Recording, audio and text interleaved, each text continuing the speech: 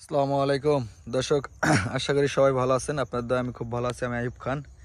এই হলো আমার চাষকৃত বাগানে ইন্দোনেশিয়ান স্মার্ট নেপিয়া, যেটা 22 থেকে 27% প্রোটিন এবং পাশাপাশি ক্যালসিয়াম ও জেলিযুক্ত ঘাস আমেরিকান 5G গুয়াতেমালা। দেখেন, এই চাষ করে দিছি। এগুলোর বয়স 60 থেকে 65 দিন হবে। তো এখানে আমি চাষ করছি শুধু কাটিং উপযোগী করার জন্য, পাশাপাশি আমেরিকান 5G এটাও চাষ করে দিছি।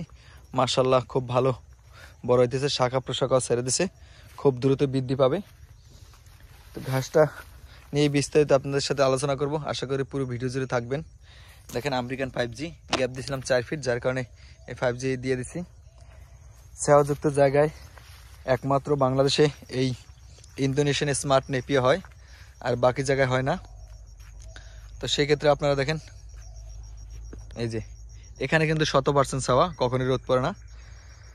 তো গাছের নিচে দেখেন খুব ভালো কোয়ালিটির ঘাস হয়েছে। তো আজকে পুরো ভিডিও জুড়েই আপনাদের থাকার আমন্ত্রণ রইল, কারণ শুরু থেকে শেষ পর্যন্ত এটা আমি কিভাবে চাষ করছি, কিভাবে আমার ফলন বৃদ্ধি হয়েছে, এগুলো আপনাদের সাথে শেয়ার করব। আশা করি সাথেই থাকবেন এবং আপনাদের মূল্যবান মতামতগুলো শেয়ার করবেন, যাতে যদি আমার কোনো ভুল ত্রুটি হয় সেগুলো শুধরে নিতে পারি। কারণ শিক্ষার শেষ নাই, শিক্ষার ঊর্ধ্বে কোনো কিছু নাই পৃথিবীতে। দেখেন, জিপ সার ব্যবহার করছি, এখনো লেগে আছে। শিক্ষা হলো জাতির মেরুদণ্ড।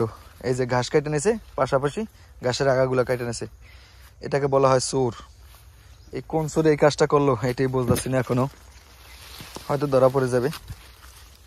আমি এই জমিটা শুরুতে 3টে চাষ দিয়ে 4-5 দিন ফালা রাখছিলাম। এরপরে আপনার এই জমিতে পর্যাপ্ত পরিমাণ সার ব্যবহার করছি, যেমন ভিটামিন সারগুলো ব্যবহার করছি, ম্যাগমা, থিওবিট, গ্রোজিং, জিপ সার। জিপ সার আপনার প্রতি 30% জমিতে 1 নাম্বার সারটা 20 কেজি লাগে, যার কারণে দেখেন আমার ঘাসগুলো মেঘের মতো কালো। এবং পাশাপাশি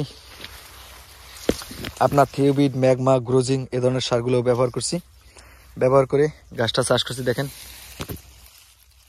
এই আমরা আমেরিকান 5G গুয়াতেমালা। আর আমার এই ঘাসটা ফলন একটু কম, কারণ আমি যে সারগুলো এবং যে সিস্টেমে চাষ করছি এই অনুসারে এখানে ঘাসের আপনার আরও ফলন বেশি হওয়ার কথা ছিল, ডাবল হওয়ার কথা ছিল, কিন্তু কম হওয়ার কারণে হচ্ছে কি, এই যে চাকা মাটি দিছি, তাতে শাখা প্রশাখা বৃদ্ধি হতে সহায়তা কম করছে। আর চাকা মাটি দেওয়ার কারণ ছিল বর্ষার সময় এখানে পানি জমে থাকে, এই পানি প্রতিরোধ করার জন্যই এখানে আর কি চাকা মাটি দিছি। দেখেন, চাকা মাটি দিয়ে চাষ করছি। তো তারপরে দেখা যাইতেছে আলহামদুলিল্লাহ খুব ভালো হয়েছে আমার গুয়াতেমালা এবং ইন্দোনেশিয়ান স্মার্ট নেপিয়া, খুব ভালো হয়েছে, খুবই ভালো। এই যে আমেরিকান 5G, এখন আবার 2-1 দিনের মাঝে এখানে পানি দিব। পানি দেওয়ার সার প্রয়োগ, আগে সার দেব, সার দেওয়ার 1 দিন পরে বা 2 দিন পরে পানি দেব। কারণ সার দিলে হবে কি, সারটা খাবে, ওভারহিট হয়ে গেলে পানি দিয়ে পানি যদি পড়ে তাহলে ওভারহিটটা কেটে যাবে। এক্ষেত্রে সার দেবো, কারণ লেবার দিয়ে সার দিলে হয় কি, সব জায়গায় একরকম সার ব্যবহার করে না, তো ওই ক্ষেত্রে ওভারহিট হওয়ার সম্ভাবনা থাকে। এই জন্য কি আগে সার দিব, সার দেওয়ার পরে আপনার লিগে পানি দেব।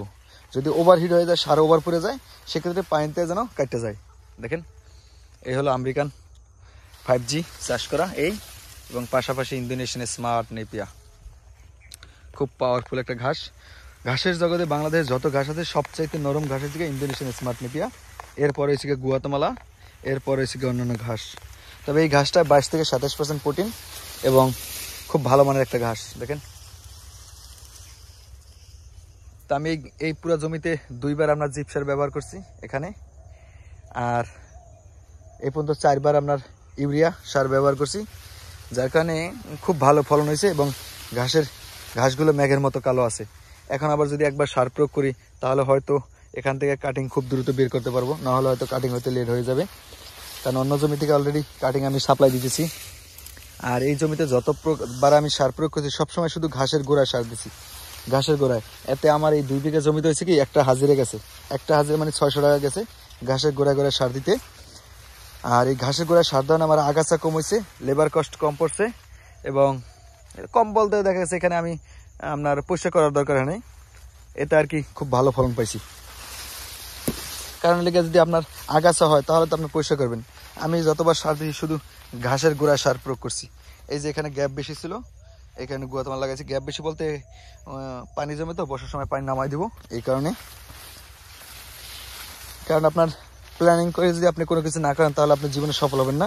আপনি সেটা ঘাস চাষ করেন আর মাছ বাজারি করেন আর নাপিতের দোকান দেন, যেটাই করেন অবশ্যই আপনার প্ল্যানিং দরকার হবে। তো দেখা যাচ্ছে আলহামদুলিল্লাহ আপনাদের দোয়ায় খুব ভালো ঘাস আছে। দেখেন এখানে 6 ফিটের উপরে ঘাস আছে স্মার্ট নেটে, এখনও আমার ঘাসগুলো চারা উপযোগী হয় নাই। এটা আর কি ধাম করে একসাথে হবে, কারণ হচ্ছে কি আমি আপনার ভিটামিন সারগুলো ব্যবহার করছি। এই দেখেন আমি 5 ফিট উচ্চতা আছি, আমার মাথা পর্যন্ত ঘাসটা চলে আসছে। দেখেন চারা উপযোগী হয় না, কারণ এই একটাই ভিটামিন দিচ্ছি, ঘাসগুলো এখন সফট আছে। তো অন্য জমি থেকে যেহেতু কাটিং ডেলিভারি দিতেছি, আপনারা চাইলে আমার কাছ থেকে এ ধরনের এই উচ্চ ফলনশীল ঘাসের কাটিং সংগ্রহ করতে পারবেন।